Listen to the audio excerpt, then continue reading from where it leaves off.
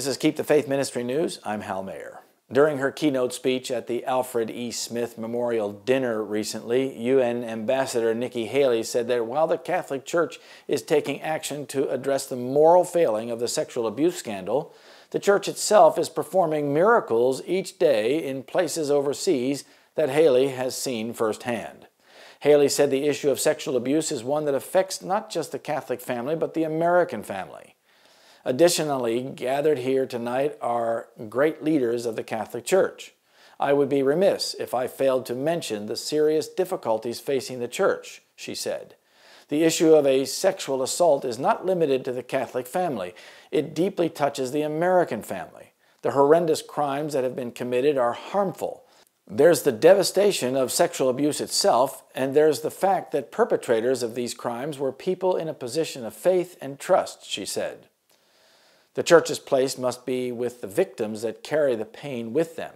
I know that Church leaders recognize its deep responsibility to address this moral failing, and it is taking action. But there's another point I want to emphasize. It would be tragic to allow the abuse scandal to blind anyone to the amazing good works the Catholic Church does every single day, Haley said. The ambassador said while the Al Smith Dinner raises millions of dollars for needy people in New York, it goes way beyond that. In the last 2 years, I've been to some very dark places where human suffering is on a level that it's hard for most Americans to imagine. I've been to the border between Colombia and Venezuela, where people walk 3 hours each way in the blazing sun to get the only meal that they will have that day. Who's giving that meal? The Catholic Church, she said. I've been to refugee camps in Central Africa where young boys are kidnapped and forced to become child soldiers, and young girls are raped as a matter of routine. Who was in the forefront of changing this culture of corruption and violence? The Catholic Church, Haley added.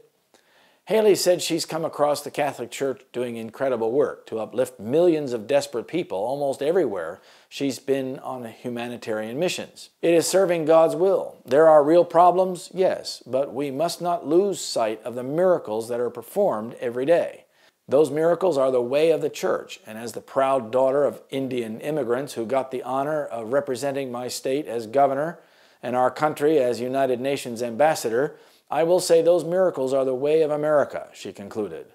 Ambassador Haley linked the Catholic Church to American culture. Historically, this was not the case, as America was a predominantly Protestant nation that understood the corruption, abuse, and persecution that the Catholic Church had conducted for centuries. The Church uses humanitarianism to cover her abuse and get people to trust her. Now, Haley, a Roman Catholic herself, comes to the help of the Catholic Church to say what a magnificent humanitarian organization it is. She's deceiving the minds of super wealthy Americans. She is essentially saying that no matter how wicked and abominable the evil deeds of the Catholic Church are, she should still be loved and sympathized with and looked up to because of her good works. The line of distinction between professed Christians and the ungodly is now hardly distinguishable. Church members love what the world loves and are ready to join them, and Satan determines to unite them in one body and thus strengthen his cause by sweeping all into the ranks of spiritualism. Papists who boast of miracles as a certain sign of the true Church will be readily deceived by this wonder-working power, and Protestants, having cast away the shield of truth, will also be deluded.